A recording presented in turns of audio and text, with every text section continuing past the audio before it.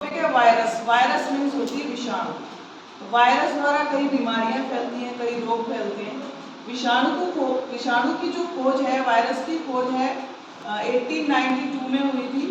ये जो वैज्ञानिक थे इवान मस्की थे, ठीक है। वायरस की फुल फॉर्म है V for vital, I for information, R for resources, U for under, S for sign, ठीक है। वायरस जो है हमारे शरीर में कई बीमारियां फैलाते हैं। जैसे लास्ट टाइम अभी कोरोना जो फैला था वो भी एक प्रकार का वायरस था, ठीक है। कोरोना का जो वायरस था उसका पूरा नाम सार्स है, ठीक है। SARS, S for severe, A for acute, R for respiratory, S for syndrome. जो सार्स यानी कि कोरोना वायरस है, ये हमारे रेस्पिरेटरी सिस्टम को इफेक्ट कर रहा था, जिसमें हमें सांस लेने की प्रॉब्लम हो रही थी, ठीक है। वायरस क्या है? एक प्रोटीन की कोट होती है, या ये कह सकते हैं कवर बना हुआ होता है जो संक्रामक माइक्रोब्स को घेरे हुए रहता है, ठीक है। वायरस कई प्रकार की बीमारी फैलाता है, जिसमें अभी मैंने आपको बताया corona, chicken pox, yellow fever, dengue, ये सभी जो डिजीज हैं वो वायरस द्वारा इफेक्टेड होती है। फर्स्ट इज चिकन पॉक्स, जो वेरिसेला नामक वायरस द्वारा होती है। ये हमारी बॉडी में स्किन पर इफेक्ट करती है, जिसमें स्किन पर छोटी छोटी फुंसियां या फफोले टाइप हो जाते हैं, रैशेस टाइप से हो जाते हैं, ये चिकन पॉक्स होते हैं।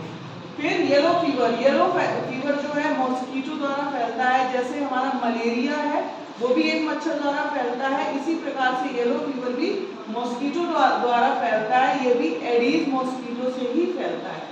ये क्या करता है? हमारी बॉडी में लीवर को इफेक्ट करता है, इसमें इजिप्टी लीवर हो जाता है, यानी कि लीवर पर जो होता है फैट बढ़ना शुरू हो जाता है। ऐसी कंडीशन पर लीवर फैटी हो जाएगा, उसके साथ साथ कई समस्याएं और उत्पन्न करेगा, जैसे कॉन्स्टिपेशन हो जाएगी, पेट साफ नहीं होगी, भूख नहीं लगेगा, ठीक है। तो एजिप्टी लीवर। सेकेंडली, ये हमारे ब्लड में इन्फेक्शन फैलाता है, हमारा ब्लड जो है इन्फेक्टेड हो जाता है। फिर डेंगू फीवर, डेंगू फीवर भी हमारे एडीज मॉस्किटो मच्छर द्वारा फैलता है। ये डेंगू फीवर में जो पेशेंट होता है उसके जॉइंट्स में पेन होना शुरू हो जाता है, प्लेटलेट्स डाउन होना शुरू हो जाती हैं, और धीरे धीरे अगर इसका सही समय पर इलाज नहीं होता तो प्लेटलेट्स अधिक डाउन होने के साथ साथ ब्लीडिंग होना शुरू हो जाता है। ऐसी कंडीशन में पेशेंट की डेथ भी हो सकती है। फिर है हेपेटाइटिस ए।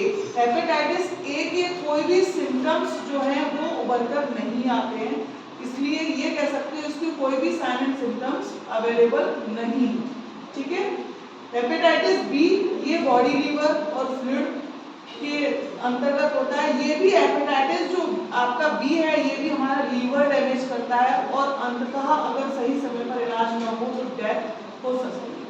उसके बाद वायरल फीवर, नॉर्मल जो वायरल फीवर आजकल मौसम के अनुसार चल रहे हैं, यह भी एक वायरस के द्वारा हो रहे हैं। इसमें कई प्रकार के सिम्टम्स देखे जाते हैं, सर्दी, खांसी, जुकाम, फीवर, हल्का फुल्का फीवर आना, कभी तेज फीवर आना, ये वायरल फीवर का इफेक्ट है, ठीक है।